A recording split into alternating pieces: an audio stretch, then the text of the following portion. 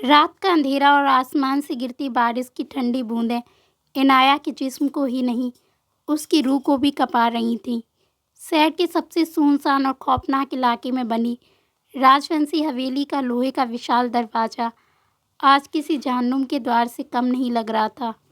इनाया की सांसें अटकी हुई थीं, उसका पूरा शरीर बारिश में भीग चुका था, लेकिन उसके अंदर जो डर का तूफान उठ रहा था, वह बाहर के इस तूफान से कहीं ज़्यादा भयानक था। उसकी 18 साल की नासमझ बहन तारा पिछले 24 घंटों से लापता थी और आज शाम उसे एक अनजान नंबर से कॉल आया था। तुम्हारी बहन आन राजवंशी के कब्जे में है।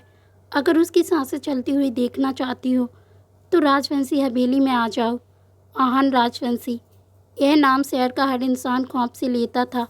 अंडरवर्ल्ड और बिजनेस की दुनिया का बेताज बादशाह, जिसके लिए रहम सिर्फ एक कमजोरी थी और मौत का फरमान सुनाना उसकी फितरत। हवेली के बाहर खड़े भारी भरकम और हथियारों से लैस गार्ड ने इनाया को ऐसे घूरा जैसे कोई शिकार उनके चाल में खुद चलकर आ गया हो। भारी दरवाज़ा एक भयानक चरमराहट के साथ खुला। इनाया ने अपने कांपते कदमों से हवेली के अंदर प्रवेश किया। अंदर का नज़ारा बाहर से भी ज़्यादा डरावना था।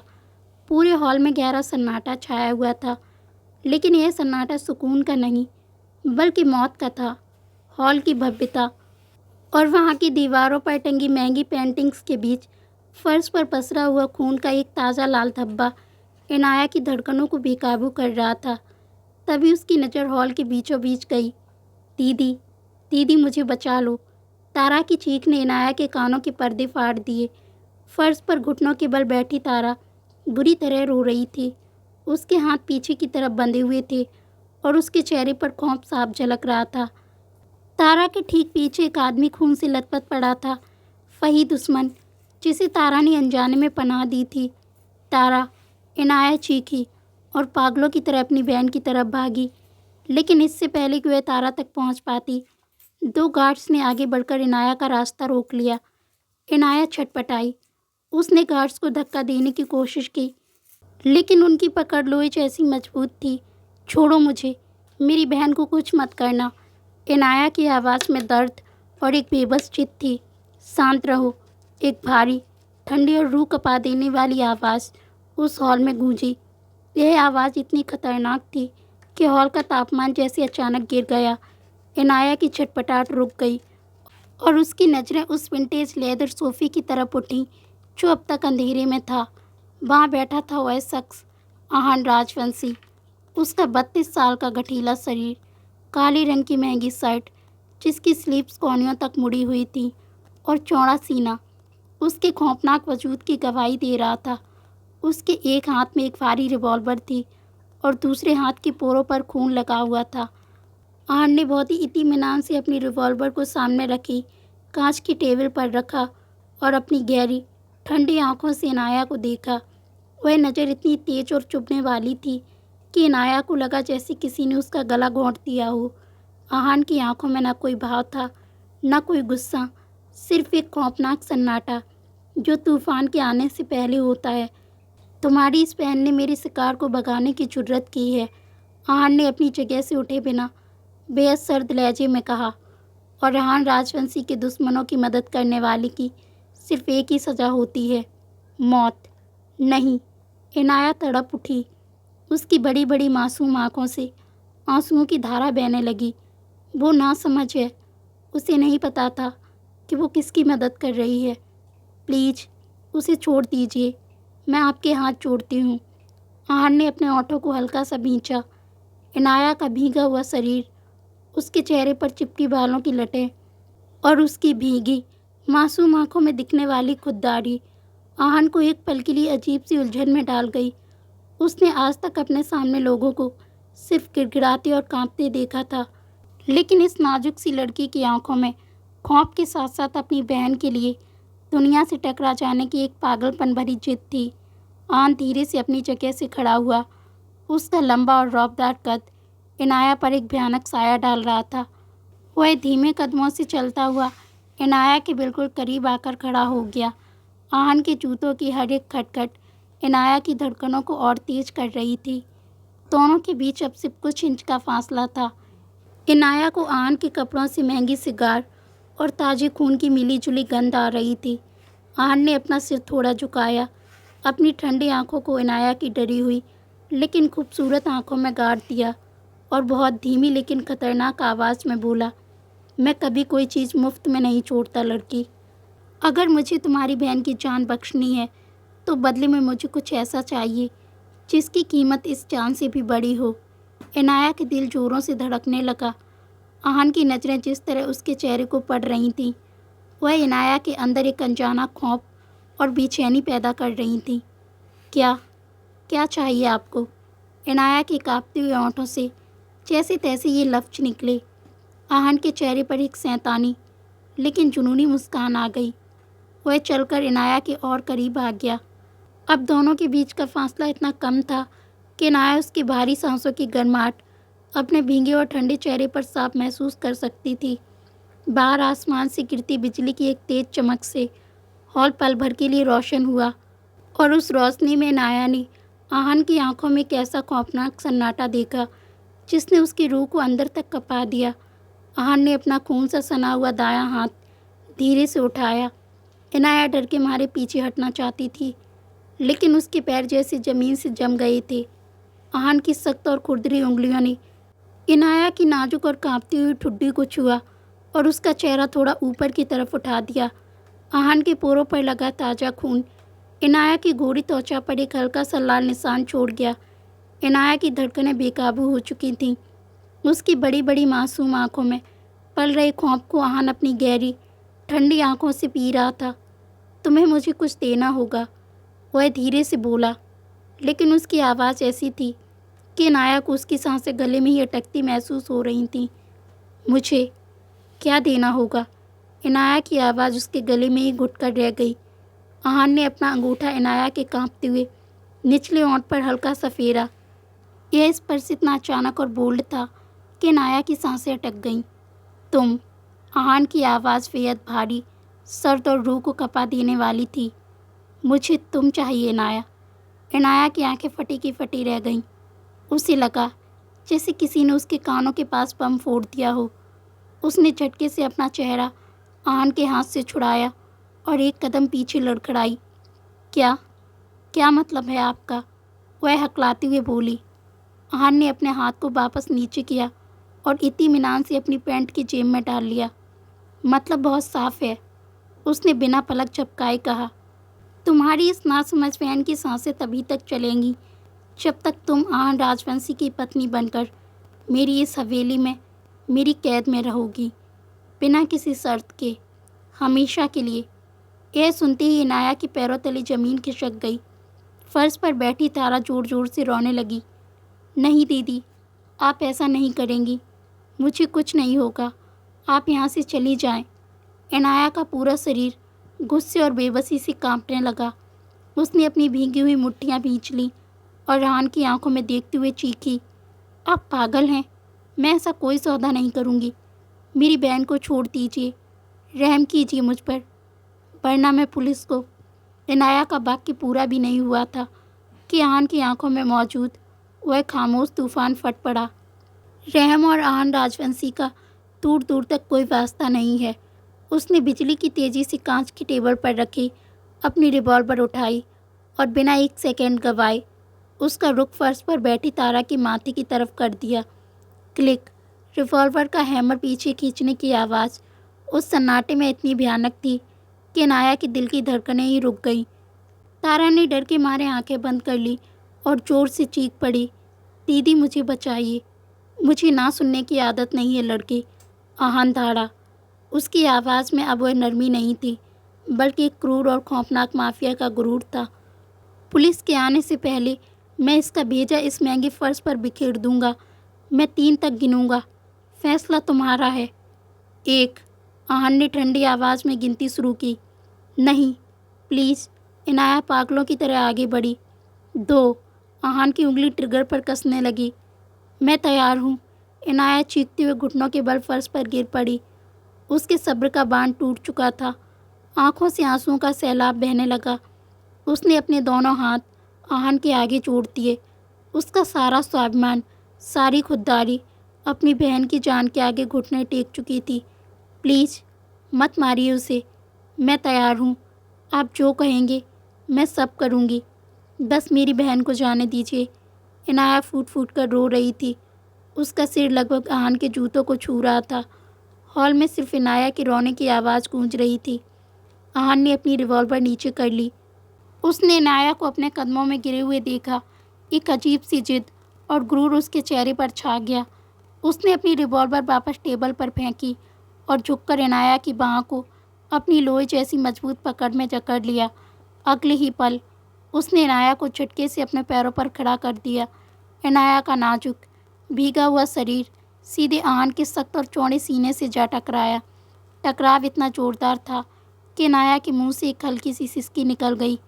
आहान ने उसे खुद से दूर नहीं किया, इसके बजाय उसने अपना एक मजबूत हाथ इनाया की कमर पर रखा और उसे अपने और करीब खींच लिया। इनाया की दोनों हथेलियां आहान के सीने पर थीं और वह उसके दिल की तेज़ धड़कनों को अपनी हथेलियों के नीचे महसूस कर सकती थी। आहान का चेहरा इनाया के चेहरे के इतने करीब था कि उनकी सांसें आपस में उलझ रही थीं। आहान के कपड़ों से आने वाली महंगी सिगार और उसके पोरों के खून की महक इनाया के होश उड़ा रही थी। तुम्हारे आंसू अब आहान राजवंशी की जागीर हैं, आहान ने उसके कान के पास फुसफुसाते हुए कहा। उसकी आवाज़ में एक अजीब सी दीवानगी थी। इस हवेली के जहन्नुम में तुम्हारा स्वागत है मिसेज राजवंशी। इनाया ने डर और बेबसी से अपनी आंखें बंद कर ली। उसके गर्म आंसू उसके गालों से होते हुए आहान के हाथ पर गिर रहे थे। आहान ने अपने गार्ड्स की तरफ बिना देखे इशारा किया। इस लड़की तारा को सुरक्षित इसके घर छोड़ाओ और अगर इसके जिस्म पर एक खरोंच भी आई तो मैं तुम दोनों की खाल उधेड़ दूंगा। गार्ड्स ने तुरंत तारा को उठाया और बाहर की तरफ ले जाने लगे। दीदी दीदी, तारा चीख रही थी, लेकिन इनाया कुछ बोल नहीं पाई। वह बस आहान की मजबूत पकड़ में एक बेजान गुड़िया की तरह खड़ी रही। उसका पूरा वजूद आज इस खौफनाक इंसान के सामने नीलाम हो चुका था। तारा के जाने के बाद हॉल का भारी दरवाज़ा एक भयानक आवाज़ के साथ बंद हो गया। बाहर का तूफान अब अंदर आ चुका था। अब इस खौफनाक हवेली में सिर्फ इनाया थी और उसका जुनून से भरा सनकी पति आहान राजवंशी। हॉल का भारी दरवाज़ा बंद होने की वह भयानक चरमराहट और उसके बाद गूंजने वाला मौत जैसा सन्नाटा, बाहर आसमान से गिरती बारिश का शोर अब हवेली की मोटी दीवारों के पीछे कहीं दब गया था। इनाया अभी भी आहान की मजबूत पकड़ में थी। उसका पूरा शरीर बारिश के पानी और अनजाने खौफ से बुरी तरह कांप रहा था। उसके आंसू अब सूख चुके थे, लेकिन उसकी बड़ी बड़ी मासूम आंखों में जो बेबसी और डर था वह किसी भी पत्थर दिल इंसान को पिघलाने के लिए काफ़ी था। लेकिन उसके सामने खड़ा इंसान कोई आम आदमी नहीं था, वह आहान राजवंशी था। आहान की ठंडी और गहरी नज़रें इनाया के कांपते हुए वजूद को घूर रही थीं। इनाया का नाजुक शरीर उसके सख्त चौड़े सीने से लगा हुआ था। तमाशा ख़त्म हुआ इनाया। आहान की भारी और सर्द आवाज़ उस सन्नाटे को चीरती हुई इनाया के कानों में पड़ी। इनाया ने घबराकर पीछे हटने की कोशिश की, लेकिन आहान ने उसकी कमर पर अपनी पकड़ और मजबूत कर दी।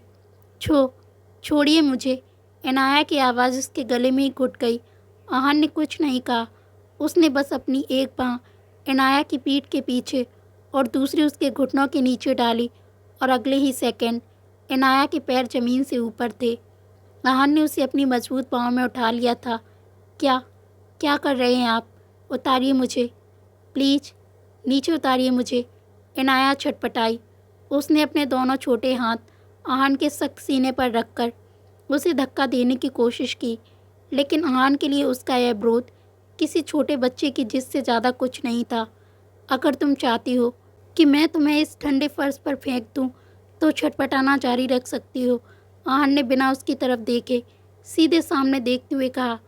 उसकी आवाज़ में जो खौफनाक चेतावनी थी उसने इनाया को तुरंत शांत कर दिया। इनाया डर के मारे सिकुड़ गई और उसने अपनी आंखें कसकर बंद कर लीं। आहान के जूतों की खटखट उस विशाल हवेली के खामोश गलियारों में गूंजने लगी। हवेली अंदर से किसी भूल भुलैया जैसी थी। दीवारों पर टंगी पुरानी तलवारें, मध्यम रोशनी वाली झूमर और हर तरफ पसरा हुआ अंधेरा इनाया के दिल में खौफ पैदा कर रहा था। आहान सीढ़ियाँ चढ़ते हुए हवेली के सबसे ऊपरी हिस्से की तरफ बढ़ रहा था। इनाया का भींगा हुआ शरीर आहान की काली शर्ट को भी गीला कर रहा था, लेकिन आहान को इस बात की कोई परवाह नहीं थी। उसे तो बस इनाया के भीगे हुए बालों से आने वाली वह खुशबू महसूस हो रही थी, जो उसके अंदर एक अजीब सा जुनून पैदा कर रही थी। आखिरकार आहान एक भारी लकड़ी के दरवाजे के सामने रुका। उसने अपने पैर से दरवाज़ा धकेला और अंदर दाखिल हुआ। यह आहान राजवंशी का कमरा था। कमरे में सिर्फ एक मध्यम सी पीली रोशनी जल रही थी। बीचों बीच एक विशाल किंग साइज बेड था और कमरे की सजावट से ही समझ आ रहा था कि यहाँ रहने वाला इंसान कितना ताकतवर और क्रूर है। आहान ने बहुत संभल कर, लेकिन एक अजीब से अधिकार के साथ इनाया को उस विशाल बेड पर बैठा दिया। बेड के नरम गद्दे पर बैठते ही इनाया ने खुद को पीछे की तरफ खिसका लिया और अपने घुटनों को सीने से लगाकर सिकुड़ कर बैठ गई। वह एक डरी हुई हिरनी की तरह लग रही थी, जो किसी खूंखार शेर की गुफा में फंस गई हो। आहान बेड के ठीक सामने खड़ा रहा। उसने अपनी जेब से हाथ बाहर निकाले और इत्मीनान से अपनी शर्ट के ऊपरी 2 बटन खोल दिए। इनाया की धड़कनें इतनी तेज हो गई थीं कि उसे अपना ही दिल सीने से बाहर आता हुआ महसूस हो रहा था। आहान धीरे धीरे बेड के करीब आया और उसने अपना एक घुटना बेड पर रखा। इनाया डर के मारे और पीछे खिसकना चाहती थी, लेकिन आहान ने अपने खून से सने हाथ से उसकी नाजुक कलाई को पकड़ लिया। मुझसे डरने की ज़रूरत नहीं है, जब तक तुम मेरी जिद के खिलाफ नहीं जाती, आहान ने फुसफुसाते हुए कहा। उसने इनाया की कलाई को हल्का सा खींचा, जिससे इनाया का चेहरा उसके बिल्कुल करीब आ गया। आहान की नज़रें इनाया के चेहरे के हर एक हिस्से को पढ़ रही थीं। उसके चेहरे पर चिपकी गीली लटें, उसके कांपते हुए गुलाबी होंठ और उसकी आंखों में छाई हुई नमी। यह नज़रों की तपिश इतनी गहरी और बोल्ड थी कि इनाया को लगा जैसे वह आग की किसी दरिया में डूब रही हो। आहान ने अपना दूसरा हाथ उठाया और अपनी सख्त उंगलियों से इनाया के चेहरे पर चिपकी बालों की लटों को हटाया। उसकी खुरदरी उंगलियां और ठंडे पोरों का स्पर्श जैसे इनाया की गोरी और गर्म त्वचा पर हुआ। इनाया के मुंह से एक हल्की सी सिसकी निकल गई। आहान की उंगलियां उसके चेहरे से होती हुई उसकी नाजुक गर्दन तक आ गईं और वहीं ठहर गईं। कमरे का तापमान जैसे अचानक बढ़ गया था। आहान का चेहरा इनाया की गर्दन के इतने करीब था कि इनाया उसकी भारी और गर्म सांसों को अपनी त्वचा पर महसूस कर सकती थी।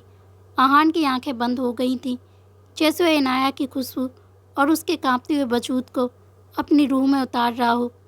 तुम्हारी ये कांपती हुई धड़कनें, आहान की आवाज़ अब क्रूर नहीं, बल्कि एक अजीब से पागलपन और नशे से भरी हुई थी। यह मुझे याद दिला रही हैं कि तुम अब सिर्फ मेरी हो, मेरी कैदी, मेरी जिद, मेरी पत्नी।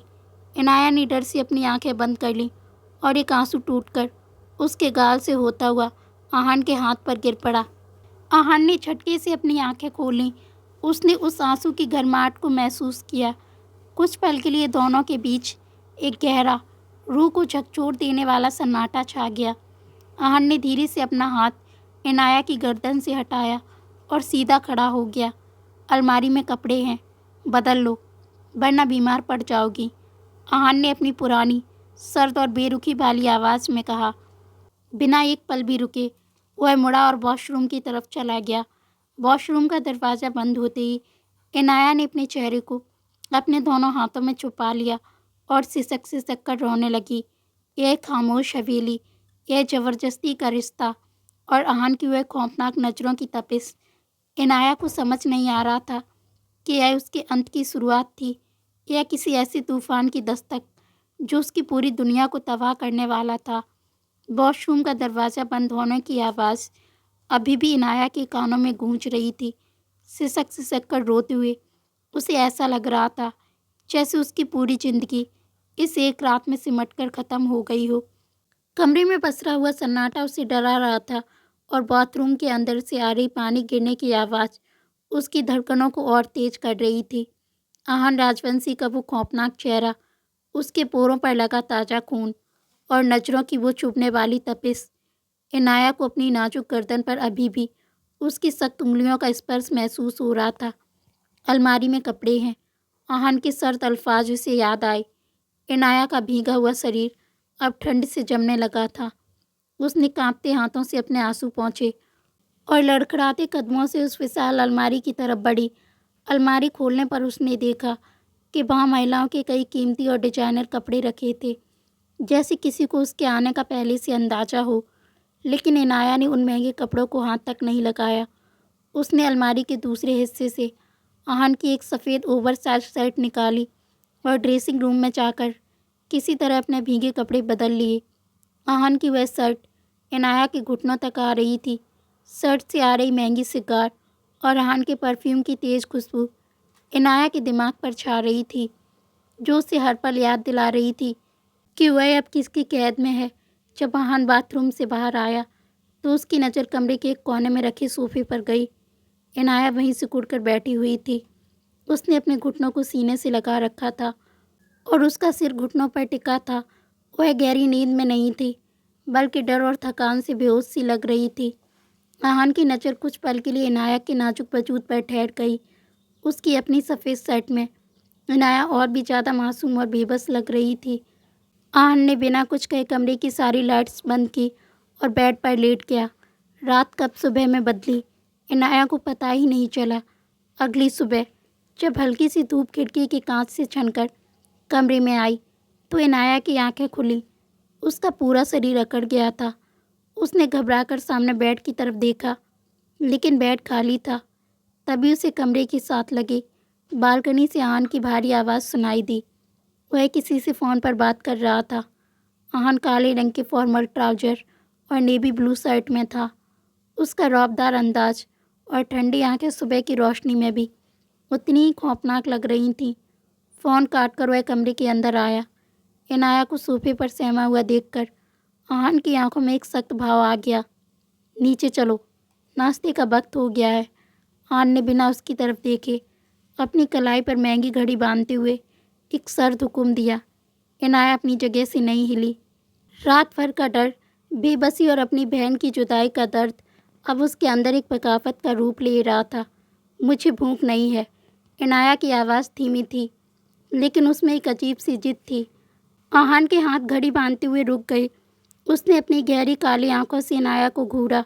राजवंशी हवेली में आज तक किसी ने आहन राजवंशी के हुक्म को टालने की जुर्रत नहीं की थी। मैंने तुमसे यह नहीं पूछा कि तुम्हें भूख है या नहीं। आहन की आवाज़ अब और ठंडी हो गई थी, जो किसी तूफान के आने का इशारा था। मैंने कहा, नीचे चलो। इनाया का स्वाभिमान अब उसके खौफ पर हावी होने लगा था। वह सोफे से खड़ी हुई। उसकी बड़ी बड़ी मासूम आंखों में अब डर के साथ साथ एक दहकती हुई खुददारी थी। मैं कोई पालतू जानवर नहीं हूँ जो आपके हुक्म पर पूँछ हिलाते हुए पीछे पीछे आ जाऊँ। इनाया की आवाज़ हल्की सी काँपी, लेकिन उसने आहन की आंखों में सीधे देखते हुए कहा, आपने मेरी बहन की जान के बदले मेरा सौदा किया है। मुझे खरीदा नहीं है। मैं आपकी कैद में हूँ, आपकी गुलाम नहीं।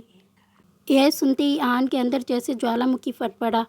एक झटके में उसने फासला तय किया और इससे पहले कि इनाया कुछ समझ पाती, आहन ने उसकी नाजुक बाह को अपने फौलादी हाथ में जकड़ा और उसे जोर से पीछे की तरफ धकेला।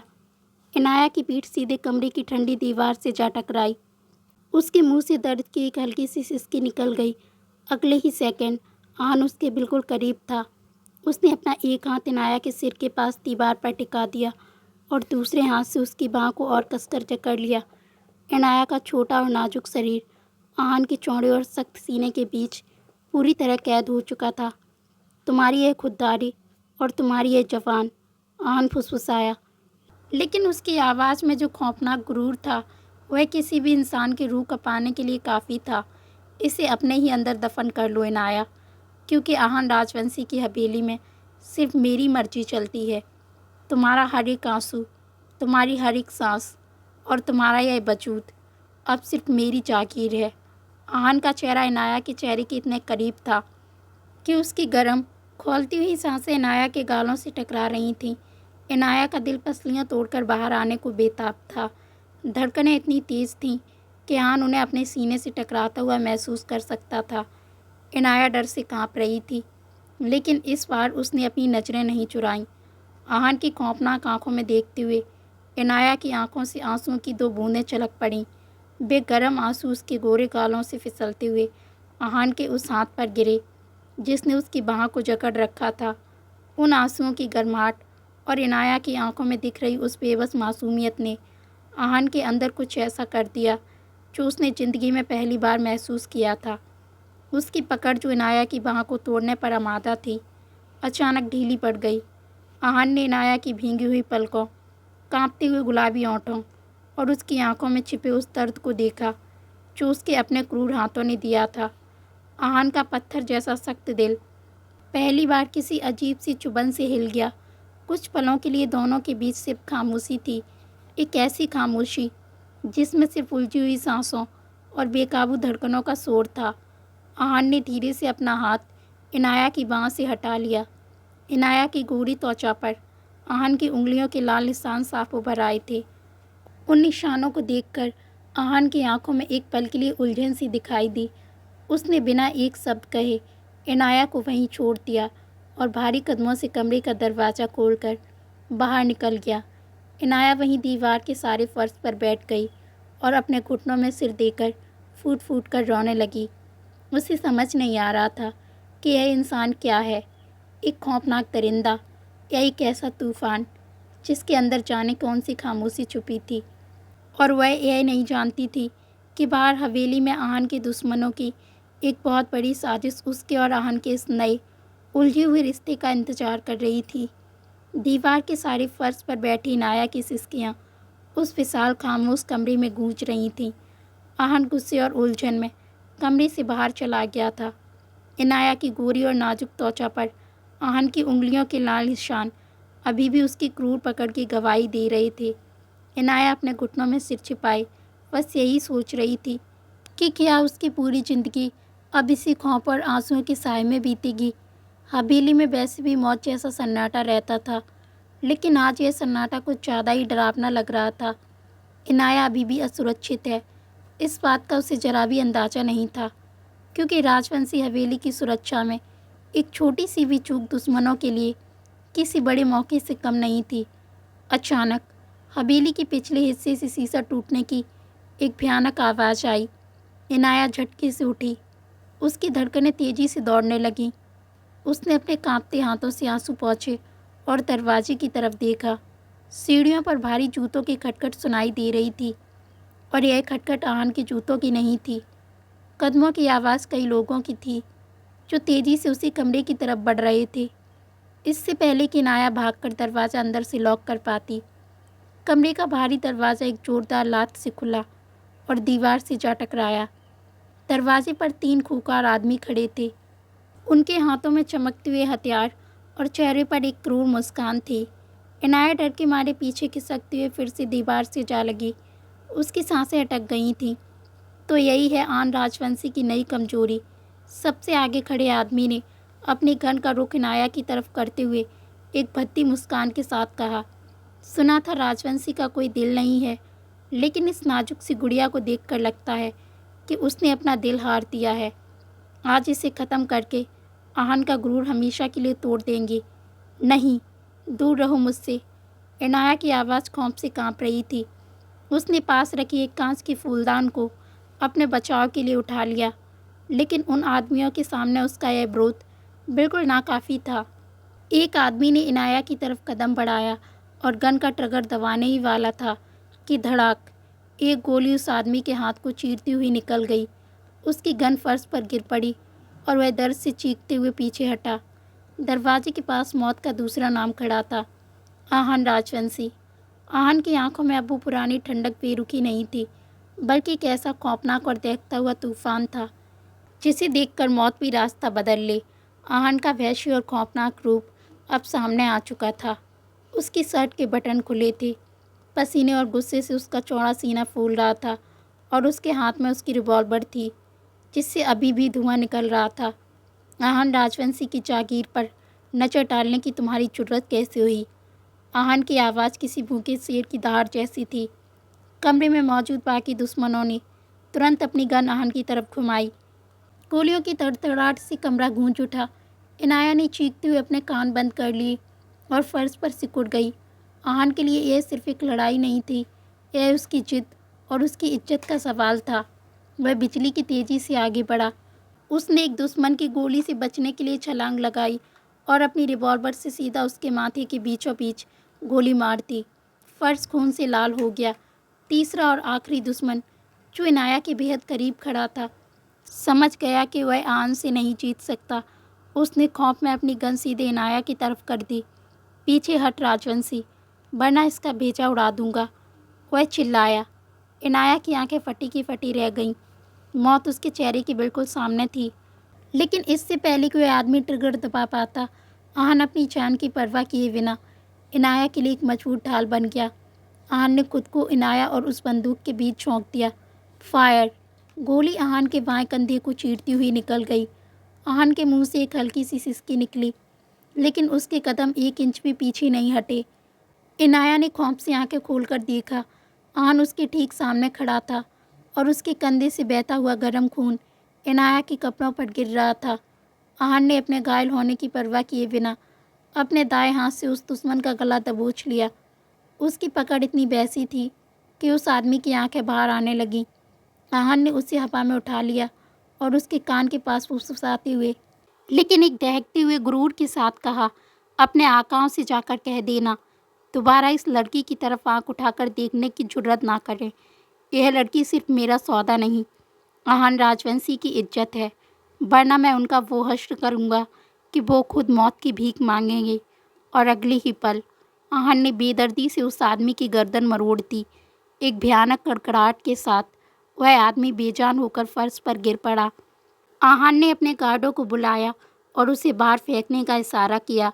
गार्ड्स आए और उसे उठाकर बाहर ले गए। कमरे में अब सिर्फ आहान की भारी तेज सांसों की आवाज़ गूंज रही थी। पूरे कमरे में बारूद और ताजे खून की महक फैल गई थी। आहान का बायां हाथ लहूलुहान था। इस पूरे खौफनाक मंजर को देखकर इनाया का पूरा शरीर बुरी तरह कांप रहा था। आहान ने धीरे से मुड़कर इनाया की तरफ देखा। उसकी आंखें, जो अभी तक दुश्मनों के लिए वैसी थी, इनाया को देखते ही एक अजीब सी बेचैनी से भर गईं। इनाया दीवार से लगी बैठी थी। उसके चेहरे पर आहान के खून की कुछ छींटें थीं। पहली बार इनाया को इस क्रूर इंसान की आंखों में अपने लिए एक ऐसी पागलपन भरी फिक्र दिखी जिसने उसके अंदर के सारे खौफ को एक अनजाने से जज्बात में बदल दिया। आहान लड़खड़ाता हुआ इनाया के करीब आया और उसके सामने घुटनों के बल बैठ गया। कमरे में अभी भी बारूद और ताजे खून की तेज गंध फैली हुई थी, लेकिन उन दोनों के बीच एक ऐसा सन्नाटा छा गया था जिसमें सिर्फ उनकी बेकाबू धड़कनों का शोर था। इनाया दीवार से लगी बैठी थी। उसका पूरा शरीर अभी भी खौफ से कांप रहा था। उसने अपनी बड़ी बड़ी मासूम और डरी हुई आंखों से सामने बैठे इंसान को देखा। यह वह आयान राजवंशी नहीं था जिसने कल रात एक क्रूर सौदे में उसकी ज़िंदगी खरीद ली थी। यह एक ऐसा वहशी रक्षक था जिसने अभी अभी मौत के मुंह में खुद को झोंककर उसकी जान बचाई थी। आहान की गहरी काली आंखों, जो दुश्मनों की जान लेते वक्त शोले उगल रही थीं, अब इनाया के चेहरे पर टिकी थी। उन आंखों में एक अजीब सी तड़प और बेचैनी थी। चोट चोट तो नहीं लगी तुम्हें? आहान की आवाज़ भारी थी और उसमें एक ऐसी अनजानी सी फिक्र थी जिसने इनाया की दिल की गहराइयों को छू लिया। इनाया ने धीरे से ना में अपना सिर हिलाया। उसकी आंखों से आंसुओं की एक और गर्म धार बह निकली। तभी उसकी नज़र आहान के बाएं कंधे पर गई, जहाँ से लगातार खून बहकर उसकी शर्ट को भिगो रहा था। फर्श पर आहान के खून की बूंदें टपक रही थीं। आपका खून? इनाया के कांपते होंठों से जैसे तैसे अल्फाज निकले। आहान ने अपने घाव की तरफ एक नज़र भी नहीं देखा। उसने उठने की कोशिश की, लेकिन बहुत ज़्यादा खून बह जाने की वजह से उसका शरीर लड़खड़ा गया। उसने अपना दायां हाथ दीवार पर टिकाया ताकि वह गिर ना पड़े। आहान का यह लड़खड़ाना इनाया के अंदर के बचे खुचे खौफ को भी ख़त्म कर गया। एक अजीब सी तड़प और इंसानियत ने उसे अपनी जगह से उठने पर मजबूर कर दिया। इनाया ने आगे बढ़कर अपने दोनों छोटे और कांपते हाथों से आहान के अनघायल दाएं बाजू को थाम लिया। आहान ने चौंक कर उसकी तरफ देखा। इनाया का यह पहला अपनी मर्जी से किया गया स्पर्श था। आप आप बैठिए, आपका बहुत खून बह रहा है, इनाया ने उसे सहारा देते हुए कहा और उसे बहुत संभाल कर बेड के किनारे पर बैठा दिया। आहान चुपचाप उसकी बात मान गया। उसका सारा गुरूर, सारी ताकत जैसे इस नाजुक लड़की के इन कांपते हाथों के आगे हार गई थी। इनाया ने भागकर कमरे के एक कोने में रखा फर्स्ट एड किट उठाया और लेकर आई। बेड के पास आकर वह आन के ठीक सामने खड़ी हो गई। दोनों के बीच फासले बहुत कम थे। इनाया के हाथ पूरी तरह कांप रहे थे। उसने हिम्मत करके आन के खून से सनी शर्ट के खुले हुए बटनों को पकड़कर शर्ट को उसके चौड़े सीने से नीचे सरकाया। आन के सख्त, गठीले और गर्म सीने का स्पर्श जैसे ही इनाया की उंगलियों से हुआ, उसकी धड़कनें बेकाबू होने लगीं। इनाया ने रुई कॉटन को एंटीसेप्टिक में भिगोया और बहुत नरमी से आन के कंधे के गहरे घाव को साफ करने लगी। घाव बहुत गहरा था, लेकिन आन के चेहरे पर दर्द की एक सिकन तक नहीं थी। उसे दर्द महसूस ही नहीं हो रहा था, क्योंकि उसका पूरा ध्यान सिर्फ और सिर्फ इनाया पर था। आन अपनी ठंडी लेकिन अब एक अजीब सी नशे से भरी आंखों से इनाया के झुके हुए चेहरे को देख रहा था। इनाया जब भी घाव साफ करते हुए आगे की तरफ झुकती, तो उसकी गर्म और उलझी हुई सांसें आन के खुले सीने और गर्दन से टकराती। कमरे का तापमान जैसे अचानक बढ़ने लगा था। दर्द हो रहा है? इनाया ने अपनी मासूम आंखें उठाकर धीरे से पूछा। इससे पहले कि वह कुछ और कह पाती, आहान ने अचानक अपना दायां हाथ उठाया और इनाया की उस नाजुक कलाई को थाम लिया जिससे वह घाव साफ कर रही थी। आहान की पकड़ में इस बार कोई क्रूरता नहीं थी, बल्कि ऐसी दीवानगी थी जिसने इनाया की सांसों को अटका दिया। आहान ने उसकी कलाई को हल्का सा खींचा और अगले ही पल इनाया का नाजुक शरीर आहान के सख्त सीने से आ लगा। इनाया के मुंह से एक हल्की सी सिसकी निकल गई। वह आहान के दोनों पैरों के बीच उसके बिल्कुल करीब खड़ी थी और आहान बेड पर बैठा था। आहान का चेहरा अब इनाया की गर्दन और उसके सीने के बिल्कुल सामने था। इनाया की धड़कनें इतनी तेज हो गई थीं कि आहान उन्हें साफ सुन सकता था। आहान ने अपने खून से सना हुआ हाथ उठाया और इनाया की कमर के पीछे ले जाकर उसे खुद से और करीब कर लिया, और फिर उसने इनाया के चेहरे पर बिखरी हुई लटों को हटाया। तुम्हारी यह मासूमियत मुझे पागल कर देगी इनाया, आहान फुसफुसाया। उसकी आवाज़ में एक अजीब सा भारीपन और नशा था। आहान ने अपनी आंखें बंद कर लीं और अपना चेहरा इनाया की नाजुक गर्दन के पास ले गया। इनाया डर और एक अनजाने से एहसास से कांप उठी। उसने अपने दोनों हाथ आहान के चौड़े कंधे पर रख दिए। आहान ने गहरी सांस ली और इनाया के जिस्म से आने वाली उस बारिश और डर से मिली जुली खुशबू में खो गया। उसने अपनी सारी हदें, सारा गुरूर किनारे रख दिया। उसका सख्त चेहरा इनाया की नर्म गर्दन को छू रहा था, और फिर आहान ने बहुत नरमी से, एक दीवाने आशिक की तरह, अपने गर्म होंठ इनाया की कांपती हुई गर्दन पर रख दिए। यह स्पर्श इतना गहरा, इतना जुनूनी और इतना जज्बाती था कि इनाया के पैरों तले जमीन खिसक गई। उसकी सांसें बुरी तरह उलझ गईं और उसने अपनी आंखें कसकर बंद कर लीं। आहान का वह उसकी गर्दन पर स्पर्श कोई हवस नहीं था, वह एक सुकून था, एक तड़प थी। वह इस बात का इजहार था कि अगर आज उस गोली से इनाया को कुछ हो जाता तो वह एक खौफनाक माफिया हमेशा के लिए ख़त्म हो जाता। आहान के ओंठों की वह तपिश इनाया की रूह तक उतर गई। आहान ने धीरे से अपना चेहरा हटाया, लेकिन उसकी बाहें अभी भी इनाया की कमर में लिपटी हुई थीं। उसने अपनी नशीली आंखों से इनाया की लाल हो चुके गालों और झुकी हुई पलकों को देखा। आज आहान राजवंशी को यह एहसास हो चुका था कि उसने इनाया का सिर्फ एक सौदा नहीं किया था, बल्कि अपनी मौत और ज़िंदगी दोनों को इस हवेली में ले आया था। इनाया ने कांपते हाथों से किसी तरह उसके कंधे पर पट्टी बांधी, लेकिन उन दोनों के बीच अब जो आग सुलग चुकी थी, वह किसी भी खौफ से बहुत बड़ी थी। आहान की नशीली आंखें अभी भी इनाया के चेहरे पर टिकी थीं। वह धीरे से पीछे हटा, लेकिन उसकी बाहें इनाया की कमर से पूरी तरह अलग नहीं हुई थीं। कमरे में खून और बारूद की गंध के बीच इनाया के दिल में एक अनजानी सी हलचल मच गई थी। वह इंसान जिसे वह कल तक मौत का दूसरा नाम समझ रही थी, आज उसकी रूह को छू गया था। मुझे मुझे कमरे की सफाई करनी है, इनाया ने नजरें चुराते हुए, किसी तरह हल्काते हुए कहा। उसकी आवाज़ में एक अजीब सी झिझक थी। आहान ने कुछ नहीं कहा, वह बस हल्का सा मुस्कुराया, एक ऐसी मुस्कान जो उसकी ठंडी आंखों में बहुत कम दिखाई देती थी। तुम रहने दो, नौकर कर लेंगे। उसने इनाया की कमर से हाथ हटाया और उठ खड़ा हुआ। हालांकि उसका शरीर अभी भी कमज़ोर था, लेकिन उसका गुरूर लौट आया था। वह कमरे से बाहर चला गया। अगले कुछ दिन हवेली में अजीब सी खामोशी। आहन का घाव धीरे धीरे भर रहा था और इनाया अनजाने में ही उसकी परवाह करने लगी थी। वह छुप छुप कर उसे देखती और जब भी आहन की नज़रें उससे मिलती, वह घबराकर नज़रें झुका लेती। दोनों के बीच एक अनका भावनात्मक जुड़ाव बन गया था। इनाया को लगा था कि शायद इस खौफनाक इंसान के सीने में भी एक दिल धड़कता है जो सिर्फ उसके लिए फ़िक्र करता है। लेकिन राजवंशी हवेली की दीवारें सिर्फ खामोश नहीं, बल्कि राज और साजिशें भी छुपाती थीं। एक दोपहर जब आन हवेली से बाहर था, इनाया अपने कमरे में बैठी थी। तभी हवेली का सबसे पुराना और भरोसेमंद माने जाने वाला मैनेजर विक्रम कमरे में दाखिल हुआ।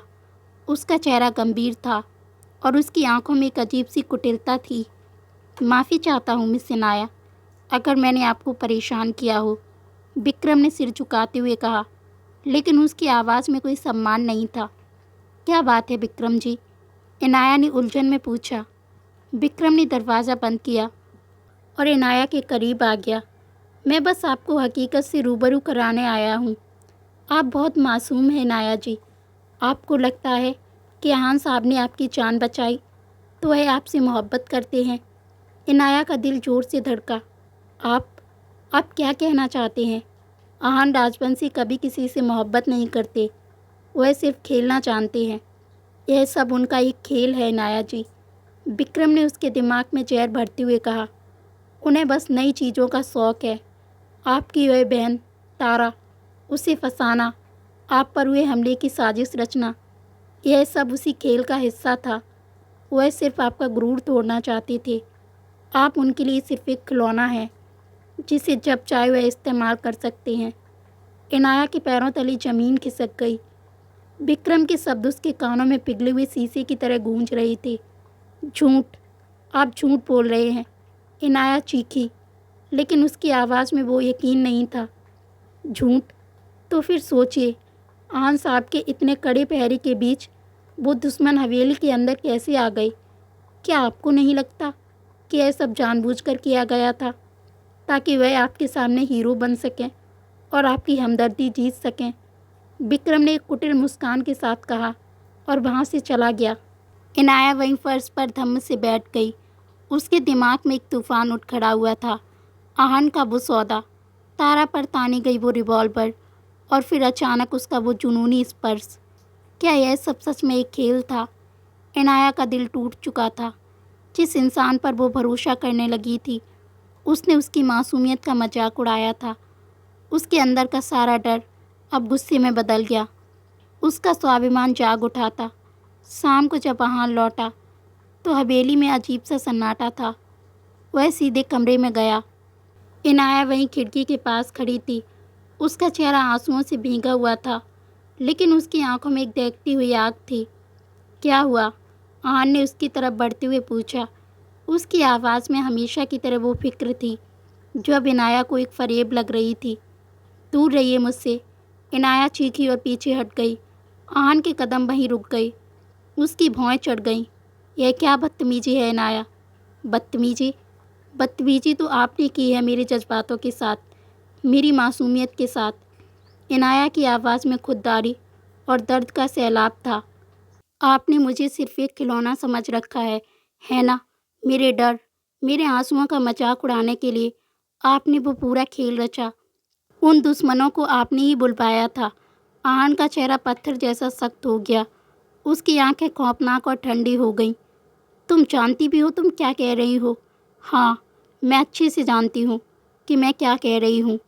आप एक खौफनाक दरिंदे हैं आहान राजवंशी। आपने मुझे खरीदा था और आप मुझे सिर्फ अपनी हवस और जिद का जरिया मानते हैं। इनाया ने अपने स्वाभिमान के लिए आहान के खिलाफ बगावत कर दी थी। आहान का खून खौल उठा। उसकी आंखें लाल हो गईं। उसने एक झटके में इनाया की बाँह पकड़ी और उसे अपनी तरफ खींचा। इनाया का छोटा और नाजुक शरीर आहान के चौड़े और सख्त सीने के बीच पूरी तरह कैद हो चुका था। तुम्हारी हिम्मत कैसे हुई?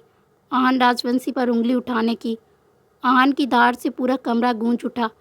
अगर तुम सोचती हो कि मैं तुम्हारे जज्बातों से खेल रहा हूँ, तो हाँ, मैं खेल रहा हूँ, क्योंकि तुम मेरी कैदी हो, मेरी जिद हो, और मेरी जिद के खिलाफ जाने का अंजाम बहुत बुरा होता है। इनाया ने उसकी आंखों में देखते हुए जवाब दिया, तो मार दीजिए मुझे, लेकिन मैं आपका खिलौना बनकर नहीं जीऊँगी। आहान ने उसकी बाँह को झटके से छोड़ दिया।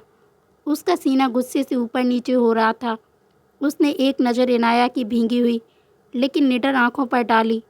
वो कुछ पल वहीं खड़ा रहा और फिर एक भयानक खामोशी के साथ कमरे से बाहर निकल गया। इनाया वहीं ज़मीन पर गिर पड़ी और फूट फूट कर रोने लगी।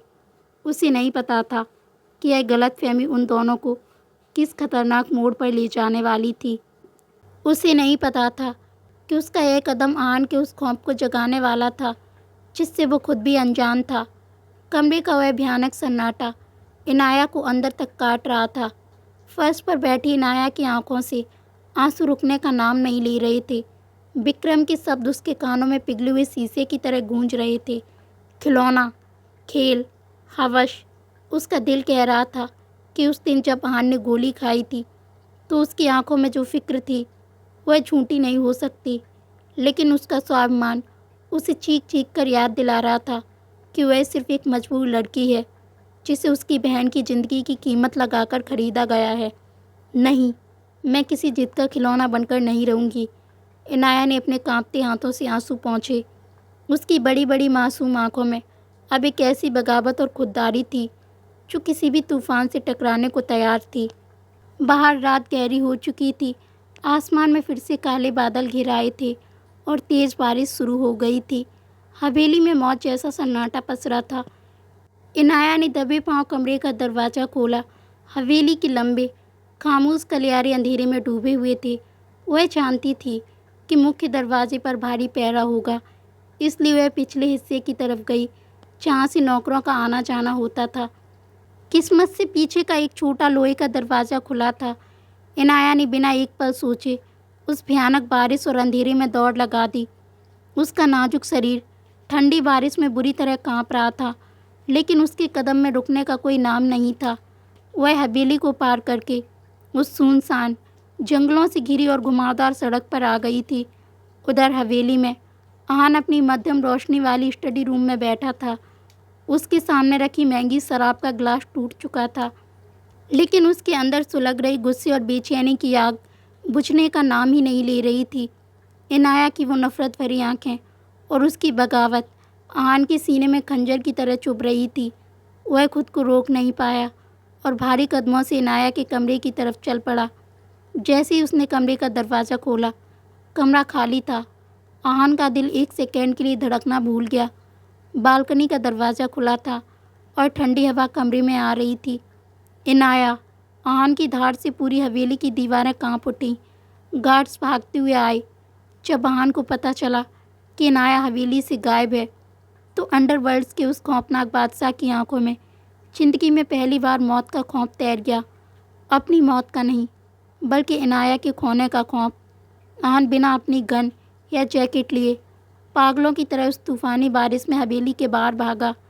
इनाया बारिश में पूरी तरह भीगी हुई उस अंधेरी और फिसलन भरी सड़क पर बदहवास भाग रही थी।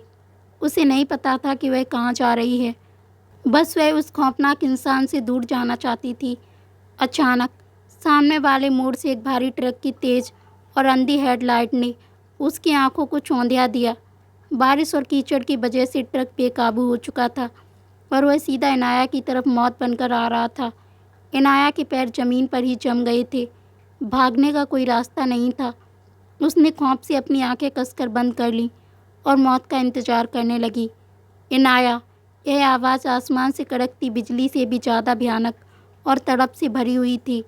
इससे पहले कि वो बेकाबू ट्रक इनाया को छू पाता, एक फौलादी साये ने उसे ज़ोर से धक्का दिया।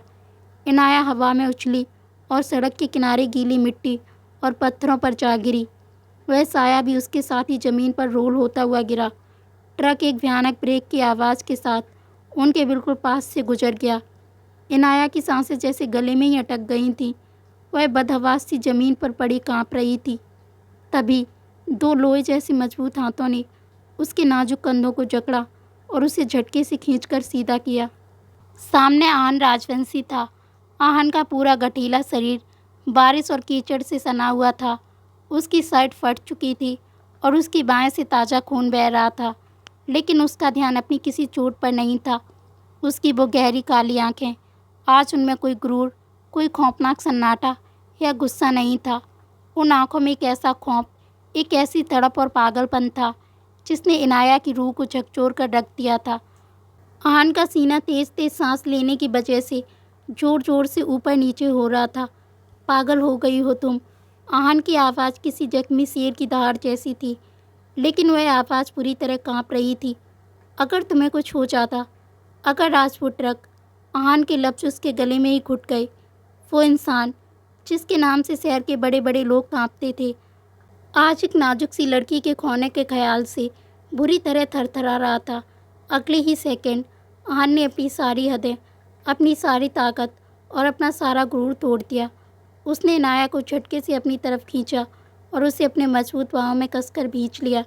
यह कोई ज़बरदस्ती नहीं थी, यह एक ऐसी तड़प थी जैसे कोई डूबता हुआ इंसान अपनी आखिरी सांस को जकड़ रहा हो। इनाया का छोटा सा भीगा हुआ शरीर आहान के सख्त सीने में पूरी तरह छुप गया था। आहान का चेहरा इनाया की गीली गर्दन में छुपा हुआ था। उसकी गर्म भारी सांसें इनाया की ठंडी त्वचा को जला रही थीं। आहान की बाहों की पकड़ इनाया की कमर पर इतनी गहरी और जज्बाती थी कि इनाया को आहान के दिल की बेकाबू धड़कनें सीधे अपने सीने पर महसूस हो रही थीं। फिर कभी कभी दोबारा मुझसे दूर जाने की कोशिश मत करना इनाया, आहान ने उसकी गर्दन के पास फुसफुसाते हुए कहा। उसकी आवाज़ में वो खामोश तड़प थी जो दुनिया की किसी भी फरेब से बहुत ऊपर थी। तुम्हें पता है, जब मैंने कमरे का दरवाज़ा खोला और तुम कमरे में नहीं थी, तो मेरी जैसे जान ही निकल गई थी इनाया। इनाया के हाथ जो आहान को धक्का देने के लिए उठे थे, हवा में ही रुक गए। उस एक पल में आहान के उस कांपते हुए हाथों और जिस्म के स्पर्श और उसकी सांसों की उस तपिश ने इनाया के अंदर बैठे विक्रम के सारे जहर को धो डाला। उसे समझ आ गया कि यह कोई खेल नहीं था, यह एक खौफनाक इंसान उससे वो इश्क कर बैठा था जिसकी हदें बेहद खतरनाक और जुनूनी थी।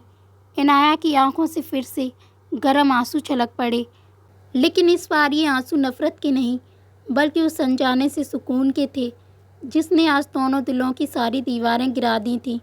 आसमान से गिरती बारिश की ठंडी बूंदें उनके जिस्मों को भिगो रही थीं, लेकिन आहान की बाहों की उस गहरी और जज्बाती पकड़ में जो आग थी, वह दुनिया की हर ठंडक से ज़्यादा तेज़ थी। आहान का चेहरा अभी भी इनाया की गीली गर्दन में छुपा हुआ था। उसकी भारी सांसें इनाया की रूह को गर्माहट दे रही थीं। कुछ पलों तक सड़क पर सिर्फ बारिश का शोर और उन दोनों की बेकाबू धड़कनों की आवाज़ थी जो अब एक ही लय में धड़क रही थी। आहान ने धीरे से अपना चेहरा उठाया। उसकी नसीली काली आंखों में आज कोई बेरुखी नहीं थी, बल्कि एक ऐसी दीवानगी थी जिसमें इनाया को खुद को डूबता हुआ महसूस कर रही थी। आहान ने बिना एक लफ्ज़ कहे इनाया को अपनी फौलादी बाहों में उठा लिया। इनाया ने भी अनजाने में अपने दोनों हाथ आहान की गर्दन में डाल दिए और अपना सिर उसके चौड़े सीने पर टिका दिया। हवेली तक का सफ़र एक गहरे सन्नाटे में तय हुआ। जब आहान इनाया को अपनी बाहों में उठाई हवेली के मुख्य दरवाजे से अंदर दाखिल हुआ तो सारे गार्ड्स की नज़रें झुक गईं। आहान ने किसी की तरफ नहीं देखा। उसकी मंजिल सिर्फ उसका कमरा था। वह कमरे की तरफ बढ़ा। कमरे का दरवाज़ा पैर से धकेलकर उसने अंदर कदम रखा और दरवाज़ा बंद कर दिया। मध्यम पीली रोशनी में कमरा बिल्कुल खामोश था। आहान ने इनाया को बहुत नरमी से बेड के किनारे पर बिठाया। इनाया ठंड और जज्बातों के तूफान से बुरी तरह कांप रही थी। आहान खुद भी भीगा हुआ था। उसकी शर्ट कीचड़ और खून से सनी थी, लेकिन उसे अपनी कोई फिक्र नहीं थी। वह तुरंत बाथरूम की तरफ गया और एक नरम सूखा तौलिया लेकर वापस लौटा। आहान इनाया के बिल्कुल सामने आकर खड़ा हो गया। उसने अपने सख्त हाथों से बहुत ही प्यार और फिक्र के साथ इनाया के भीगे बालों को तौलिए से पोंछना शुरू किया। आहान राजवंशी, वो इंसान जिसके एक इशारे पर शहर जल सकता था, आज एक डरी हुई लड़की के बाल पोंछ रहा था। इनाया अपनी बड़ी बड़ी मासूम आंखों से आन के इस रूप को देख रही थी। विक्रम ने कहा था। इनाया के कांपते होंठों से अचानक आवाज़ निकली कि मैं सिर्फ आपका एक खिलौना हूँ, एक खेल हूँ। आन के हाथ रुक गए। उसने तौलिया एक तरफ फेंका और इनाया के बिल्कुल करीब उसके घुटनों के पास बैठ गया। उसने अपने दोनों हाथों से इनाया के ठंडे और कांपते हुए हाथों को अपनी मुट्ठी में थाम लिया और उन्हें अपने होंठों से लगा लिया। विक्रम गद्दार था इनाया। आन की आवाज़ में एक अजीब सा भारीपन था। उसे उसकी गद्दारी की सज़ा मिल जाएगी, लेकिन मैं भी कहाँ कोई फरिश्ता हूँ। हाँ, मैं तुम्हें एक जिद के तहत इस हवेली में लाया था। मैंने सोचा था कि मैं तुम्हारा सारा गुरूर तोड़ दूँगा, लेकिन आन ने नज़रें उठाकर इनाया की भीगी हुई आंखों में देखा। लेकिन तुम्हारी इस मासूमियत ने, तुम्हारी इन आंसुओं ने आन राजवंशी का सारा गुरूर, सारी दुनिया तबाह कर दी। मैं तुम्हें कैद करने लाया था और खुद तुम्हारी इन आंखों में कैद हो गया। तुम मेरा खेल नहीं हो इनाया, तुम मेरा इकलौता सच हो, मेरी जिद नहीं, मेरा जुनून हो। यह सुनते ही इनाया की सांसें जैसे अटक गईं। उसके अंदर विक्रम के भरे हुए जहर की आखिरी बूंद भी मिट गई। आन धीरे से अपनी जगह से उठा और इनाया के बिल्कुल सामने खड़ा हो गया। अगर तुम आज मुझसे दूर चली जाती, आन फुसफुसाया, और उसकी उंगलियों ने इनाया के चेहरे पर चिपकी गीली लटों को हटाया, तो मैं सच में मर जाता। आन की ठंडी और खुरती उंगलियों का स्पर्श जैसे इनाया के गोरे गालों पर हुआ, कमरे का तापमान अचानक बढ़ने लगा। इनाया की धड़कनें बेकाबू हो चुकी थीं। आन की आंखों में अभी कैसी नज़रों की तपिश थी जो इनाया को अंदर तक पिघला रही थी। आन ने अपना एक हाथ इनाया की नाजुक कमर के पीछे रखा और उसे हल्का सा अपनी तरफ खींचा। इनाया भी सम्मोहन की स्थिति में खड़ी हो गई।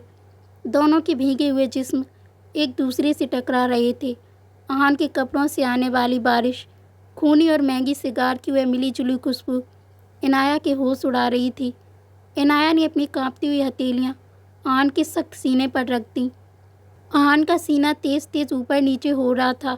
उसने अपना दूसरा हाथ इनाया की गर्दन के पीछे ले जाकर उसके बालों में फंसा दिया। तुम्हारी यह धड़कनें, तुम्हारी यह खुशबू। आन की आवाज़ अब भारी और मदहोश कर देने वाली थी। आज मुझे अपनी सारी हदें पार करने दो इनाया। इनाया ने कोई विरोध नहीं किया। उसकी झुकी हुई पलकें और उसकी सांसों की तेज तपिश आन के लिए सबसे बड़ी रजामंदी थी। आन ने अपनी आंखें बंद की और अपना चेहरा इनाया की गर्दन के पास ले गया। उसने गहरी सांस खींचकर इनाया की उस खुशबू को अपने अंदर उतारा और फिर बहुत गहराई और दीवानगी के साथ अपने नरम ओठ इनाया की कांपती हुई नाजुक गर्दन पर रख दिए। इनाया के मुंह से एक हल्की सी मदहोश कर देने वाली सिसकी निकल गई। उसने अपने हाथ आहान की शर्ट में कसकर जकड़ लिए। आहान का वह चुंबन कोई आम स्पर्श नहीं था। वह उसकी बरसों की तड़प, उसके खौफनाक इश्क और उसके जुनून का इजहार था। आहान के होंठ इनाया की गर्दन से होते हुए उसके चेहरे तक आ गए। उसने इनाया की आंखों से बहते एक आंसू को अपने होंठों से चूम लिया। अगले ही पल आहान ने अपने होंठ इनाया के कांपते हुए गुलाबी होंठों पर रख दिए। यह मिलन इतना गहरा, इतना जुनूनी और इतना जज्बाती था कि इनाया के पैरों तले ज़मीन खिसक गई। वह पूरी तरह आहान की फौलादी बाहों में झूल गई। आहान ने उसे खुद से अलग किए बिना बहुत संभल कर उसे पीछे की तरफ धकेला और दोनों उस विशाल बेड के नरम गद्दे पर गिर गए। बाहर तूफानी बारिश हो रही थी, लेकिन कमरे के अंदर एक अलग ही आग सुलग चुकी थी। आहान ने इनाया के सारे कपड़े उसके शरीर से अलग कर दिए और कुछ ही पल में उसने इनाया के जिस्म पर से आखिरी लिबास भी हटा दिया और वह उसके वजूद में पूरी तरह समा गया था। इनाया के मुंह से एक दर्द भरी सिसकी निकल गई। उसने आहान की पीठ को दोनों हाथों से जकड़ लिया। उसकी उंगलियां इनाया के गर्दन और उसके पूरे जिस्म पर घूम रही थीं, जबकि आहान के ऐसा करने से इनाया को अपनी सांसें रुकती हुई महसूस हो रही थीं। जैसे ही आहान को इस बात का एहसास हुआ, इनाया, तुम्हें ज़्यादा दर्द तो नहीं हो रहा? उसने मदहोशी में पूछा। नहीं, इनाया धीरे से बोली। आज शहर का वह ताकतवर माफिया एक मासूम लड़की के इश्क में पूरी तरह पनाह मांग रहा था। उस रात राजवंशी हवेली के उस खामोश कमरे ने देखा कि कैसे दो धड़कनें एक हुईं और कैसे इश्क की सारी खतरनाक हदें टूट गईं उनका वह मिलन सिर्फ दो जिस्मों का नहीं, बल्कि एक अटल विश्वास और मुकम्मल मोहब्बत का इजहार था। बाहर तूफान अब थम चुका था और अगली सुबह की सुनहरी धूप कमरे की खिड़की से छनकर उस विशाल बेड पर पड़ रही थी। इनाया की आंखें धीरे धीरे खुली। रात की वह आग, वह जुनून और वह टूटी हुई हदें, सब कुछ एक खूबसूरत ख्वाब जैसा लग रहा था। लेकिन यह ख्वाब नहीं था। इनाया का सिर आन के चौड़े खुले सीने पर टिका था और आन की एक फौलादी बाँ अभी भी इनाया की नाजुक कमर से लिपटी हुई थी। इनाया ने अपना चेहरा हल्का सा उठाया। आन जाग रहा था। उसकी गहरी काली आंखें, जिनमें कभी सिर्फ खौफनाक सन्नाटा हुआ करता था, आज एक अजीब से सुकून और दीवानगी के साथ इनाया के चेहरे को निहार रही थीं। आहान ने अपने सख्त हाथ की उंगलियों से इनाया के चेहरे पर बिखरी लटों को कानों के पीछे किया। तुम्हें सोते हुए देखना मेरी ज़िंदगी का सबसे खूबसूरत नज़ारा है। आहान की भारी और सर्द आवाज़ में आज एक अनजानी सी नरमी थी। इनाया के गाल शर्म और रात की उन जज्बाती यादों से लाल हो गए। उसने नजरें झुका ली, लेकिन आहान ने अपनी उंगली से उसकी ठुड्डी को उठाया और उसके कांपते गुलाबी होंठों पर एक बहुत हल्का लेकिन गहरा चुंबन अंकित कर दिया। मैं अभी आता हूँ, आन ने धीरे से कहा। जैसे ही आन बेड से उठा, उसका वह आशिक वाला रूप पीछे छूट गया। उसने अपनी काली शर्ट पहनी, उसे बिना बटन लगाए ही छोड़ा और अपनी भारी सिल्वर रिवॉल्वर उठा ली। एक ही पल में वह फिर से अंडरवर्ल्ड का बेताज और खौफनाक बादशाह आन राजवंशी बन चुका था। इनाया ने घबराकर पूछा, आप कहाँ जा रहे हैं? आन दरवाजे पर रुका। उसने अपनी ठंडी नज़रें इनाया पर डाली और कहा, हवेली में कुछ कचरा जमा हो गया है इनाया, उसे साफ करना ज़रूरी है। 10 मिनट बाद हवेली के तहखाने में मौत का सन्नाटा पसरा था। मैनेजर विक्रम को एक कुर्सी से बांध कर रखा गया था। उसका चेहरा डर से सफ़ेद पड़ चुका था। जैसे ही आन ने तहखाने में कदम रखा, वहाँ का तापमान जैसे शून्य से नीचे गिर गया। आन के जूतों की खटखट विक्रम की मौत की उल्टी गिनती जैसी लग रही थी। आन साहब, मुझे माफ़ कर दीजिए, विक्रम गिड़गिड़ाया। आन उसके बिल्कुल सामने आकर खड़ा हो गया। उसने अपनी रिवॉल्वर की नली विक्रम के माथे पर टिका दी। उसकी आंखों में कोई रहम नहीं था, सिर्फ एक दहकता हुआ गुरूर था। तुमने मेरे दुश्मनों को हवेली में घुसने का रास्ता दिया, यहाँ तक कि मैं तुम्हें शायद एक गोली मारकर छोड़ देता। विक्रम, आहान की आवाज़ किसी भूखे शेर की खामोश तार जैसी थी। लेकिन तुमने मेरी पत्नी, मेरी इनाया के दिमाग में जो जहर भरने की जुर्रत की है, तुमने उसके आंसुओं का जो सौदा किया है, उसकी सज़ा सिर्फ मौत नहीं हो सकती। क्लिक। आहान ने रिवॉल्वर का हैमर पीछे खींचा।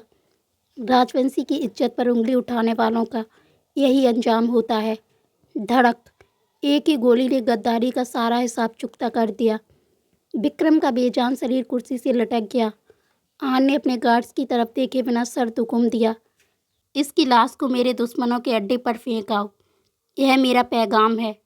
जो आन राजवंशी की जिससे टकराएगा, उसका नामो निशान मिटा दिया जाएगा। और हाँ, तारा के घर के बाहर सुरक्षा दोगुनी कर दी जाए। उस लड़की को खरोंच भी आई तो मैं पूरे शहर को आग लगा दूंगा। गार्ड्स ने खौफ से सिर झुका लिया। अपना गुरूर, अपना इंतकाम पूरा करने के बाद आहान मुड़ा और भारी कदमों से वापस अपने कमरे की तरफ चल दिया। जब आहान कमरे में लौटा तो उसने देखा कि नाया तैयार होकर खिड़की के पास खड़ी थी। आहान के चेहरे पर लगे खून के हल्के छींटे और उसके कपड़ों से आती बारूद की महक बता रही थी कि उसने अपना काम पूरा कर लिया है। इनाया अब इस खौफनाक इंसान से नहीं डरती थी। वह जानती थी कि यह क्रूरता दुनिया के लिए है, इनाया के लिए तो आन वह ढाल था जिसे कोई भेद नहीं सकता था। आन धीरे धीरे इनाया के करीब आया। उसने रिवॉल्वर टेबल पर फेंक दी और इनाया को अपनी फौलादी बाहों में पीछे से जकड़ लिया। इनाया का नाजुक शरीर आन के सख्त सीने से पूरी तरह सट गया। सब खत्म हो गया। आन ने अपना चेहरा इनाया की गर्दन में छुपाते हुए फुसफुसाया, तारा सुरक्षित है और हमारे बीच अब कोई गद्दारी, कोई झूठ नहीं है। इनाया ने अपने दोनों हाथ आन के उन मजबूत हाथों पर रख दिए जो उसकी कमर से लिपटे थे। उसने अपना सिर पीछे की तरफ आन के कंधे पर टिका दिया और अपनी आंखें बंद कर ली। मुझे अब किसी बात का खौफ नहीं है। इनाया की आवाज़ में एक अटल विश्वास था। क्योंकि मैं जानती हूँ कि मेरा रक्षक दुनिया का सबसे ताकतवर इंसान है। आन ने इनाया को अपनी तरफ घुमाया। उसने अपनी नसीली और जुनूनी आंखों से इनाया के चेहरे को देखा। उन आंखों में अब से बेकटूट मोहब्बत थी। मैं तुम्हें एक खौफनाक जिद समझकर इस हवेली में लाया था इनाया। आन ने अपने गर्म होंठ इनाया के माथे पर रखते हुए कहा, लेकिन तुमने मुझे इंसान बना दिया। मेरी खौफ दुनिया के लिए है, लेकिन मेरे लिए धड़कनें, यह सिर्फ तुम्हारी जागीर हैं। इनाया की आंखों से खुशी का एक आंसू छलक पड़ा। आन ने उस आंसू को अपने होठों से चूम लिया और अगले ही पल दोनों के होंठ एक गहरे और सुकून भरे चुंबन में उलझ गए। उनकी सांसों की वह तपिश, उनका वह स्पर्श और राजवंशी हवेली का वह खामोश कमरा इस बात की गवाही दे रहा था कि जब जिद और गुरूर मोहब्बत के आगे घुटने टेक देते हैं तो वह इश्क अपनी सारी खतरनाक हदें पार करके पूरी तरह मुकम्मल हो जाता है। आन और इनाया का यह सफ़र सिर्फ एक सौदे का अंत नहीं था, बल्कि एक ऐसी दास्तां की शुरुआत थी जिसे दुनिया हमेशा खौफ और दीवानगी के नाम से याद रखेगी। तो दोस्तों, ये थी इनाया और आहान की कहानी, हम तेरे दीवाने। आपको ये कहानी कैसी लगी? अगर कहानी अच्छी लगी तो प्लीज़ आप हमारे वीडियो को लाइक करें, और अगर आपको ऐसी कहानियाँ सुनना अच्छा लगता है तो आप हमारे चैनल को सब्सक्राइब ज़रूर करें, ताकि आपको ऐसी प्यारी प्यारी और ब्यूटीफुल सी कहानियाँ सुनने को मिलती रहें।